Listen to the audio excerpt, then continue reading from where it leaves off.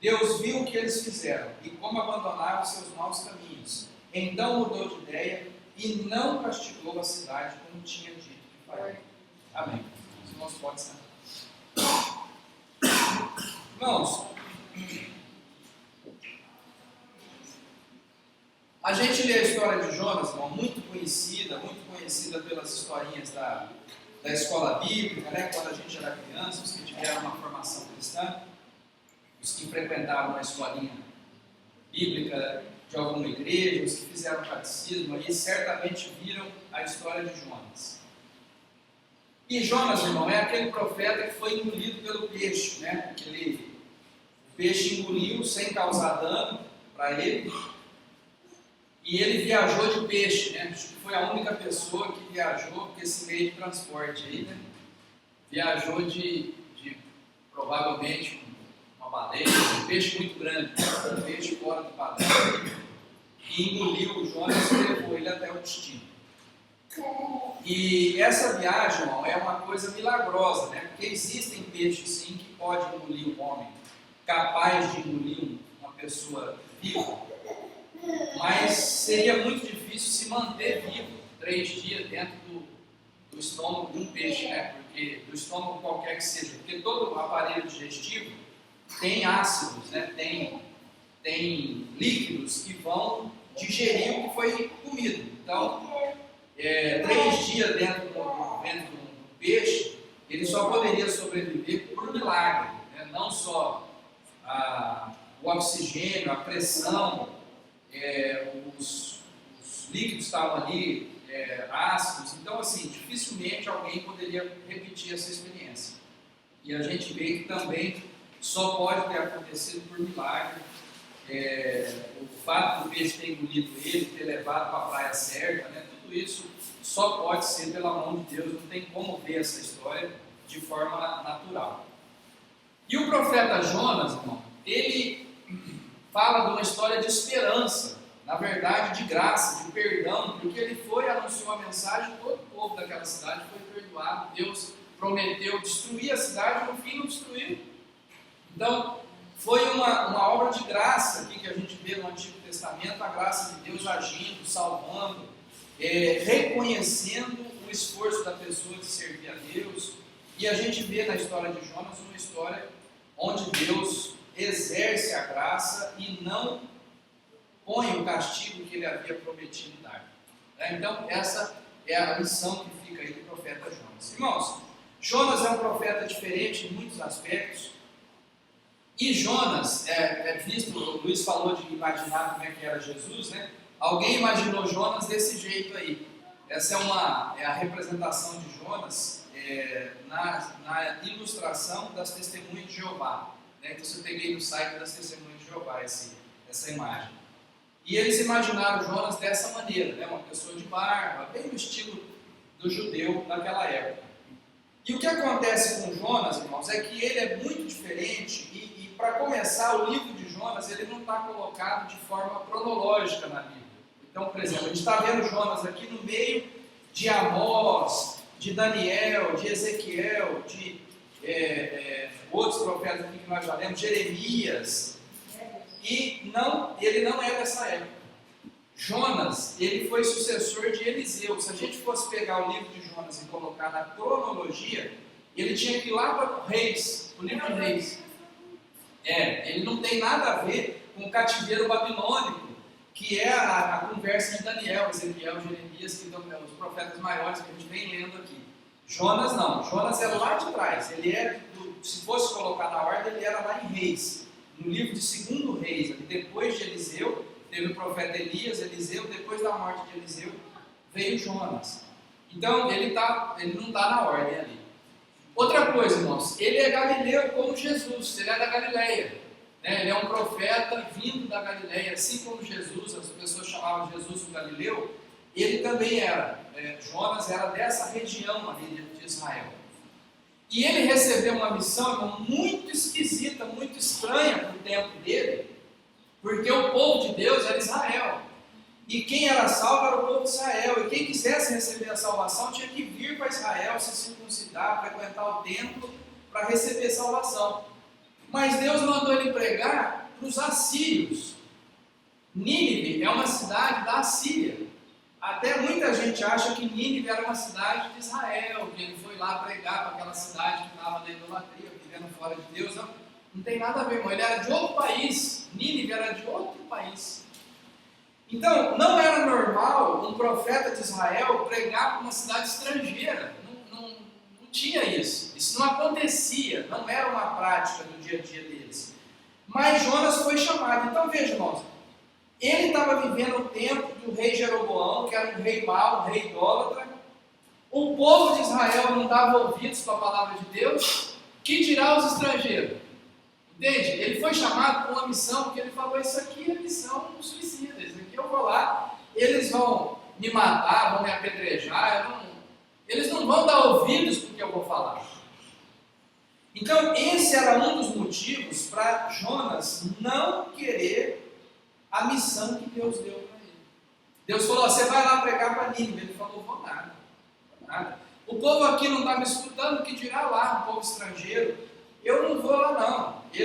A primeira reação dele, irmãos, foi se negar a missão que Deus colocou para ele.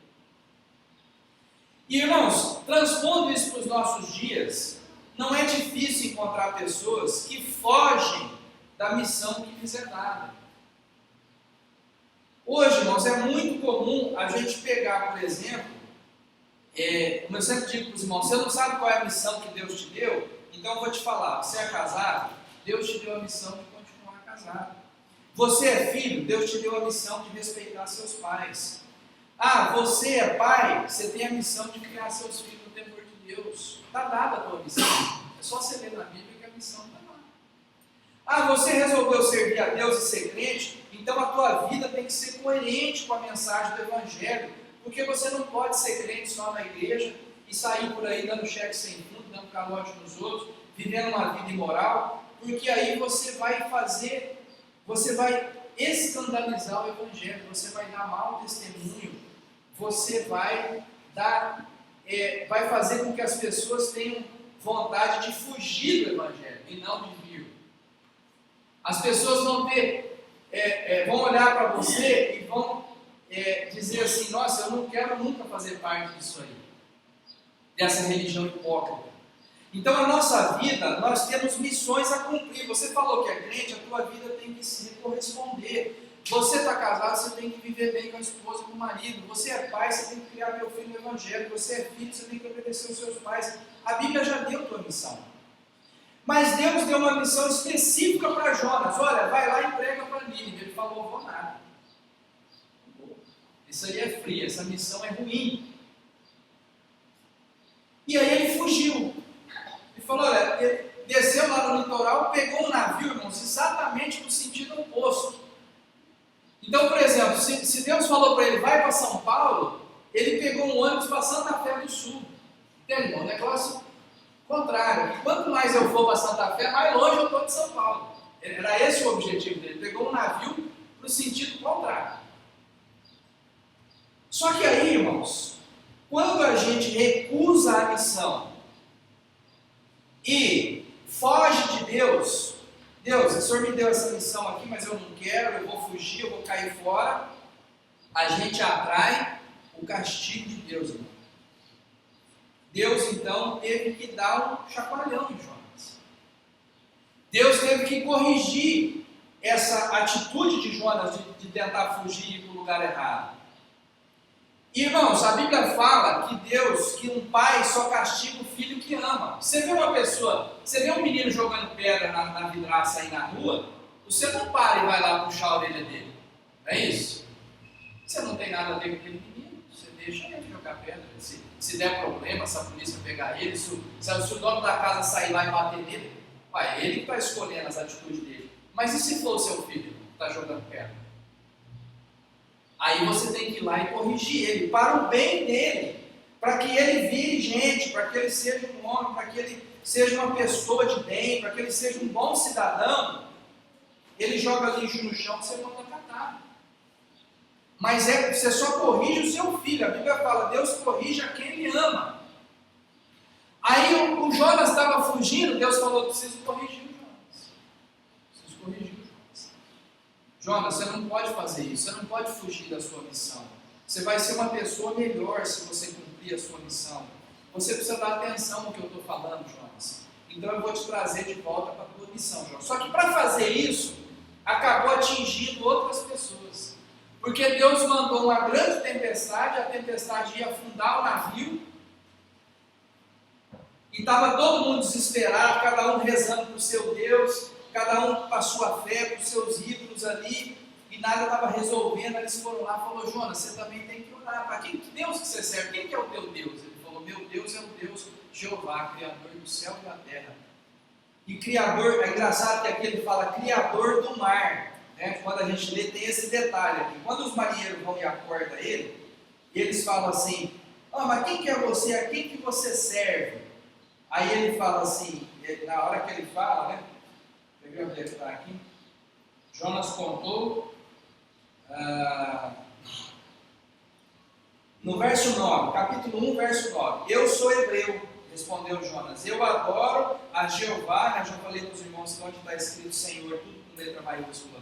No original está escrito o nome de Deus. Então ele falou: eu adoro a Jeová, o Deus do céu, que fez o mar e a terra. Engraçado aqui falar o mar, né? Quando ele fala fez o mar e a terra, o que os homens pensaram? O Deus do mar está nervoso com esse homem. Entende? Quando ele falou: eu adoro o Deus criador do mar e da terra. Aí eles falaram: bicho, o Deus do mar, ele adora esse Deus que criou o mar, e ele está nervoso, e agora está perdido. Agora, você ora para o seu Deus, aí você fala o que nós temos que fazer. Aí Jonas, irmãos, fugindo de Deus, tentando fugir de Deus, correndo da missão dele, mas sendo um homem de Deus, ele falou: olha, eu não posso deixar esses homens morrer tudo aqui, por minha culpa. Eles vão morrer aqui por minha causa, sou eu, é por causa de mim que Deus está fazendo isso aqui. Então ele tomou uma decisão, irmão. Ele falou: olha, eu vou dar a minha vida para salvar de vocês. Entende a atitude de Jonas? Ele falou: eu vou dar a minha vida para salvar de vocês. Vocês me jogam na água. Me jogam na água. Se vocês me jogarem na água, vai resolver a tempestade. Olha que coisa. Ele deu a vida dele. Vários paralelos que a gente pode traçar entre Jonas e Jesus. Ele deu a vida dele em favor dos marinheiros. Ele falou: não, vocês me jogam na água que está resolvido o problema. Mas jogar na água, irmão, no meio do mar, revoltoso, com tempestade, temperatura fria, que é aquele mar ali que eles chamaram de grande mar, ali, né, onde fica a região onde ele tocou o navio, era a morte certa. Era a morte. Ele foi jogado para a morte. Aí os marinheiros falaram: nós não queremos fazer isso, vamos tirar a sorte aqui. Tirou, caiu nele. Rapaz, não é que... fez os palitinhos ali, um palitinho pequeno, outros maiores, como geralmente é representado isso. Cada um tirou um palitinho e pegou do Jonas, era o premiado. Rapaz, é ele mesmo. Aí não tiveram dúvida. Vamos jogar o Jonas na água. Jogou na água. Jogou para morrer. Jonas foi jogar na água para morrer.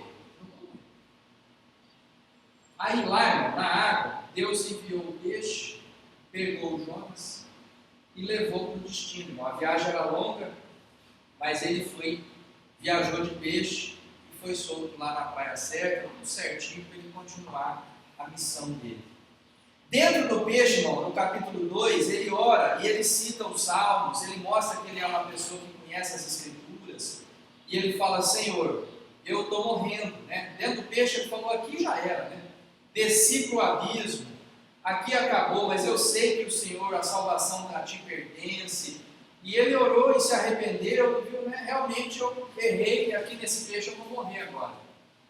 Mas não, o peixe soltou ele na praia e lá ele conseguiu dar sequência na missão dele. Mas, irmãos, mesmo fugindo de Deus, mesmo estando errado e praticando erro e tentando se furtar a sua missão, sabe o que Jonas ainda conseguiu, irmão?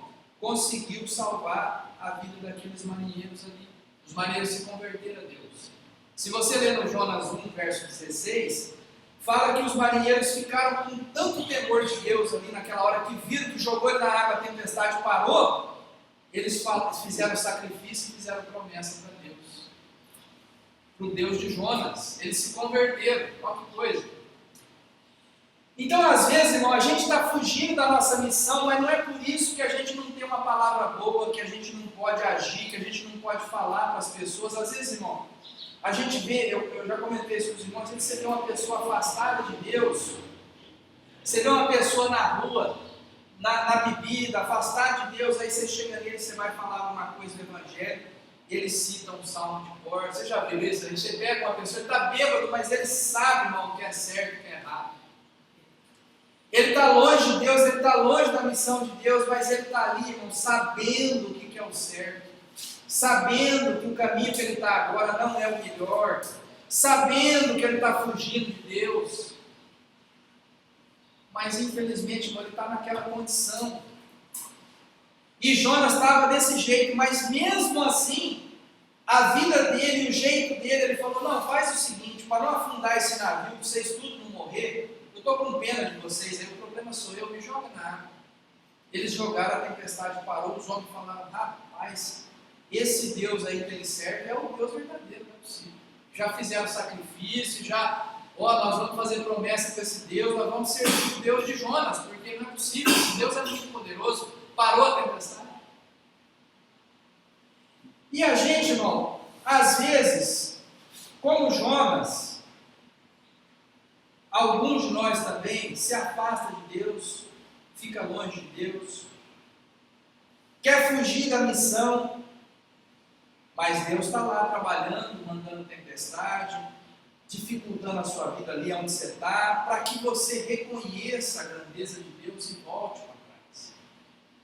E aquilo às vezes atinge outras pessoas e você vê que você está atingindo outros, você quer preservar os outros, você dá uma palavra boa, e quem sabe, irmão, o teu sacrifício, a tua boa palavra possa levar também bênção para mais gente. Levou para os marinheiros.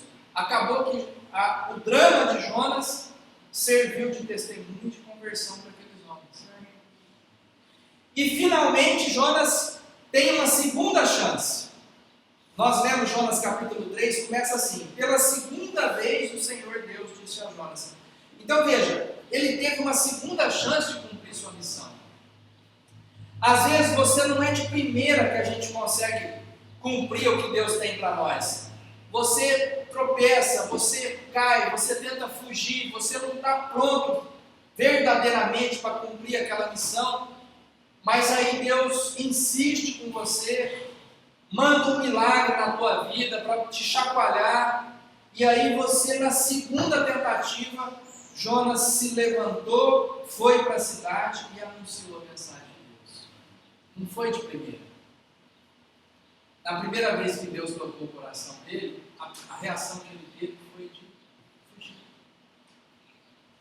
Quando veio a segunda chance, é que ele, não, agora vai, agora eu vou lá, vou anunciar. E ele anunciou, irmão, falou: Deus vai destruir essa cidade em 40 dias. E o povo de Nínive se arrependeu e mudou a sua postura e jejuou 3 dias, até os animais, irmão.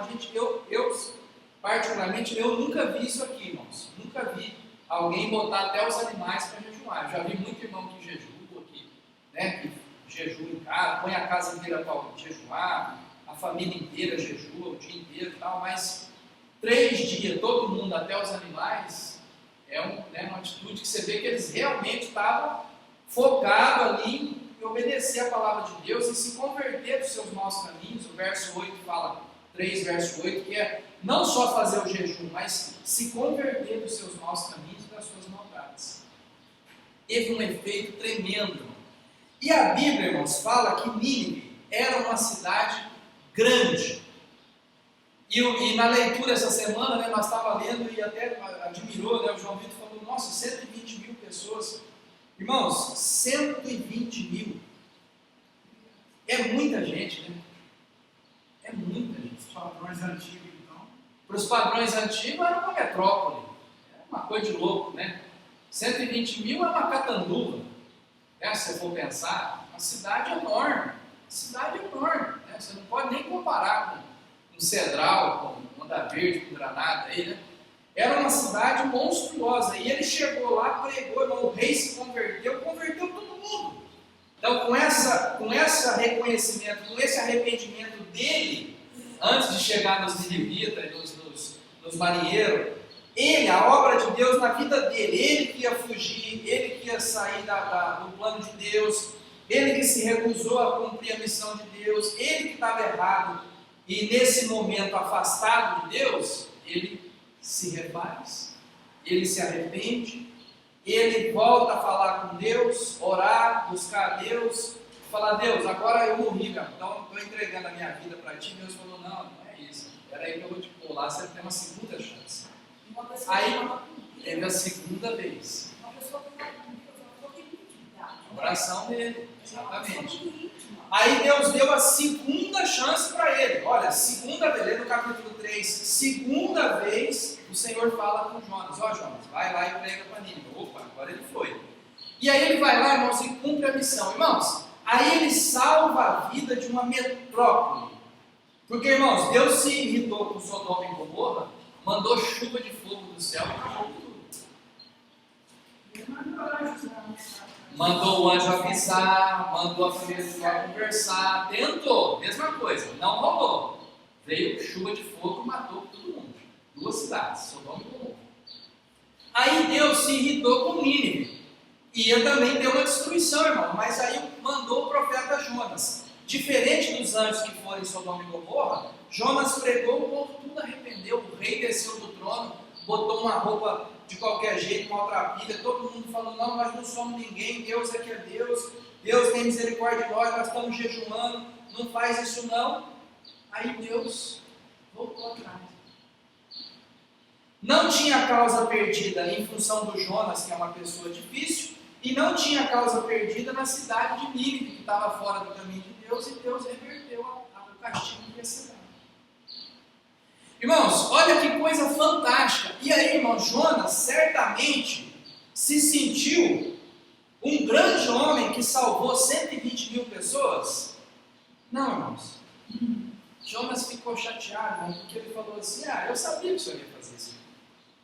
Agora eu fiquei de mentiroso, desacreditado, porque eu falei que o senhor ia destruir tudo, o senhor não destruiu. Então, irmãos, às vezes nós não entendemos o que é o propósito de Deus, irmão. Jonas, mesmo na segunda chance, mesmo indo lá pregar, falar o que Deus falou, no fundo, irmãos, o que Jonas queria ver era o circo pegar fogo. Então, veja, irmão, ele não percebeu que o propósito de Deus era salvar. Sim. Ele queria o propósito dele, o meu é destruir. Agora Deus vem e estraga meus planos. Em vez dele pensar: eu estou agindo em favor do plano de Deus, ele queria que Deus agisse em favor dos planos dele. Esse era o problema. Agora, aqui aconteceu algo fantástico, irmão. Todo mundo se arrependeu, jejuou, até os animais, e a graça de Deus, irmão, foi colocada. Deus falou: vou castigar, mas o povo se arrependeu e falou: não castigo. E eu fico muito feliz quando eu leio o vídeo, Deus muda de ideia. Isso. Então, toda profecia de castigo pode ser revogada. Nós tem que ter isso claro na mente. Né? Toda profecia de castigo pode ser revogada. Então Deus voltou atrás aqui com Nínive, porque o desejo dele não era castigar, o desejo dele era converter. Entende? Houve conversão? Então, pronto, tira o castigo, retira o castigo. Então, essa que era a grande questão aí colocada. Né? Então, irmãos, veja bem, depois desse grande feito de ter convertido 120 mil pessoas, o Jonas se senta lá no cantinho, lá longe da cidade, e Deus pega um sol terrível, né? Que a gente não está vivendo isso aí, né? Como é que é esse sol terrível? Ele senta lá num sol terrível, e aí Deus faz crescer uma plantinha que faz sombra para ele. Ele fala: rapaz, mas como é que Deus é bom, meu? Beleza essa sombra. No outro dia cedo vem um bicho e come a planta morre seca. Aí ele fala: ó Deus, o Senhor me manda a morte. Manda a morte que eu não aguento mais isso aqui. Aí Deus falou para ele: ô Jonas, você acha que é razoável você pedir a morte por causa dessa plantinha que morreu? Ele fala: é sim. Olha, essa planta estava me fazendo sombra, agora o senhor mata a plantinha. Aí Deus falou para ele: olha, você está com dó da plantinha que você não plantou, não cuidou, não fez nada por ela e você está com dó da planta querendo morrer por causa dela. E eu não vou ter dó de uma cidade com 120 mil pessoas. Né? Aí deu um tapa na cara de Jonas de novo, né, para ele acordar outra vez. Né? O Jonas é uma pessoinha dificinha, né, irmão? Vocês estão vendo aí que não é fácil mexer com ele. Né? Mas o que eu quero chamar a atenção dos irmãos é o seguinte, irmãos. Às vezes, depois de um milagre, depois de uma segunda chance, depois que você faz um feito incrível, vem o esgotamento e a depressão. Aconteceu com Elias, aconteceu, pediu a morte na caverna, aconteceu com Jonas. Irmão, depois de salvar uma cidade com 120 mil habitantes, depois de ver o poder de Deus de transportar ele dentro do peixe, Jonas sentou lá e falou: olha, quer saber, eu prefiro morrer do que ver essa plantinha aqui sair desse sol na minha cabeça. Aí Deus falou: Jonas, você só está cansado. Né? Para Elias ele falou: vai para um cantinho lá que eu vou te mandar comida, água. Depois você dorme, descansa, que depois você vai ver que não é bem assim. E com Jonas, irmão, não foi diferente. E às vezes, irmão, conosco isso acontece também. Acontece da gente ficar esgotado. Irmãos, você não cumpre o que Deus falou e foge, vem o castigo. Você cumpre o que Deus falou e se esgota, vem o cansaço e a depressão. Você vê que coisa? Você foge do casamento de criar os filhos, só vem dificuldade e problema para você.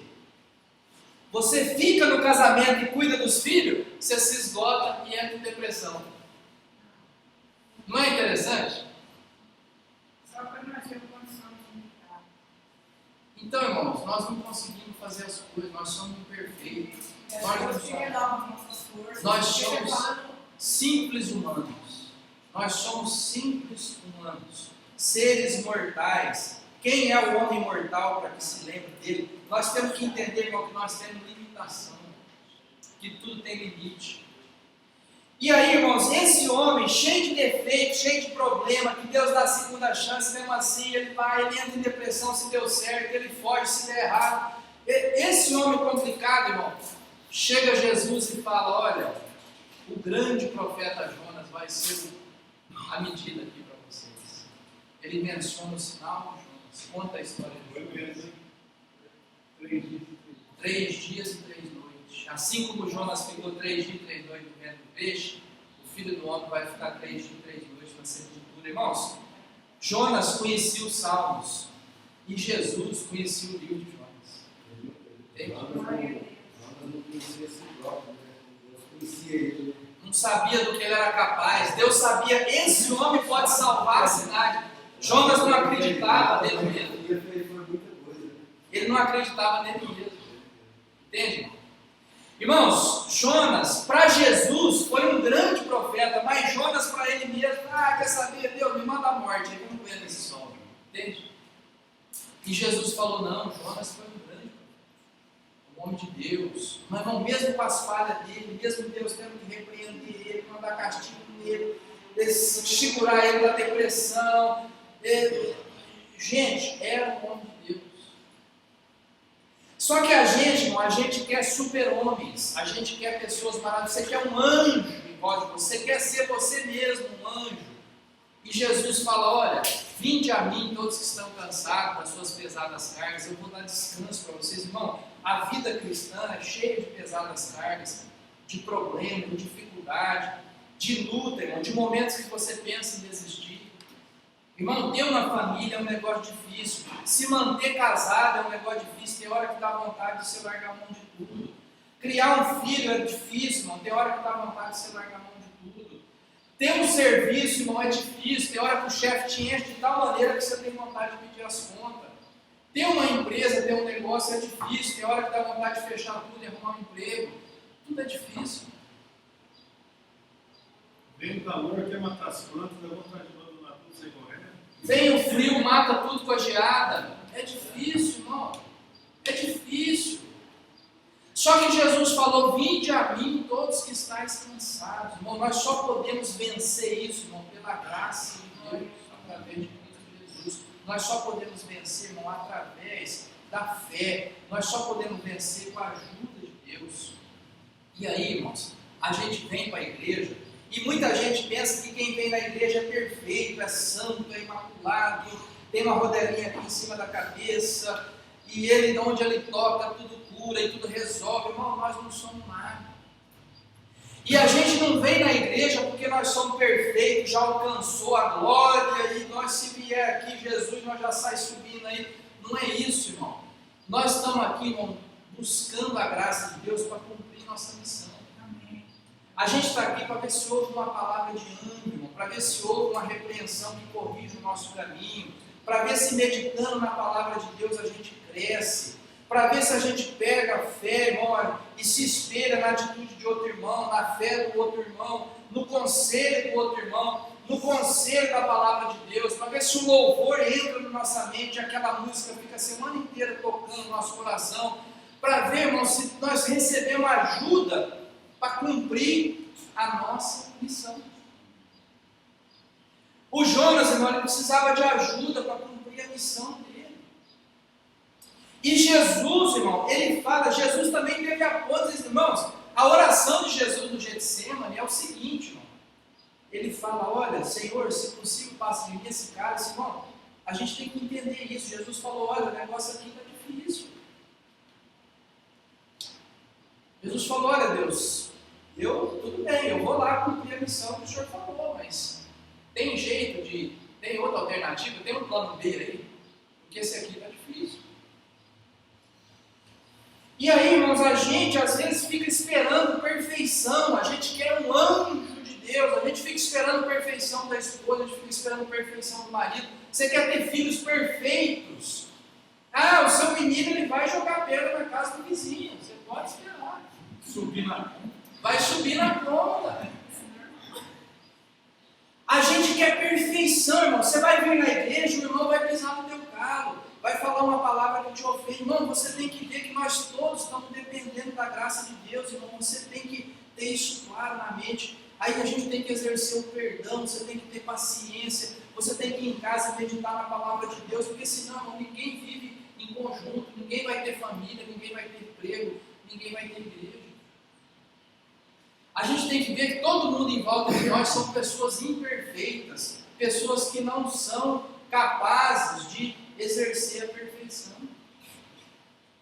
Agora, nós estamos nos juntando para que um dê apoio para o outro, de tal maneira que a gente cumpra a missão que Deus deu para nós. E é isso, irmão, a vida na igreja. É a gente se unir para Deus nos ajudar para cumprir nossa missão. Jonas cumpriu a dele, irmão, mas se esgotou, pediu a morte. Foi difícil para ele, irmão, porque ele estava lá sozinho fazendo aquele trabalho. E a ideia da igreja, irmão, é nós estarmos em conjunto. Ah, irmão, eu preciso ensinar o evangelho para o meu filho, então nós vamos juntar, vamos fazer a escolinha. Aí tem a lição, tem o apoio, a gente faz a escolinha. Ah, nós precisamos aqui, irmão, é difícil, eu estou doente. Ah, mas tem um irmão que vai lá e te visita. Ah, irmão, está difícil aqui porque eu não sei o que fazer no meu casamento. Tem um irmão que vai lá e te dar um conselho. Irmão, é o grupo se apoiando para a gente ter sucesso na nossa missão. Mas não tem ninguém perfeito aqui. Aqui não é uma igreja de anjo. Está cheio de anjo aqui, não. Aqui é cheio de seres humanos que cansa, que precisa de uma segunda chance, igual nós, que precisa da graça de Deus, que precisa, irmão, da força que só vem da parte espiritual para nós podermos cumprir essa missão. Se não for assim, irmão, nenhum de nós vai chegar lá. Se não for a graça de Deus, irmão, a gente vai pedir para ser jogado no mar e vai morrer no mar afogado. A gente vai pedir a morte no sol escaldante e vai morrer no sol escaldante. Tem que ter a graça de Deus, irmão, para mandar o peixe, para mandar a árvorezinha, para mandar uma solução para nós. E Jesus falou, vinde a mim os que estão cansados. É isso. Todos nós cansados. Está todo mundo cansado, irmão, está todo mundo trabalhando, todo mundo correndo. Se não for a mão de Deus, irmão, nenhum de nós fica de pé. Nós precisamos da graça de Deus, irmão. E é isso que a gente busca na palavra, na oração, no jejum, no louvor. Nós estamos buscando, irmão, a graça de Deus na nossa vida, de tal forma que a gente seja capaz de cumprir nossa missão. Vamos orar, vamos pedir para Deus agir na nossa vida que o Espírito Santo de Deus faça morada em nós.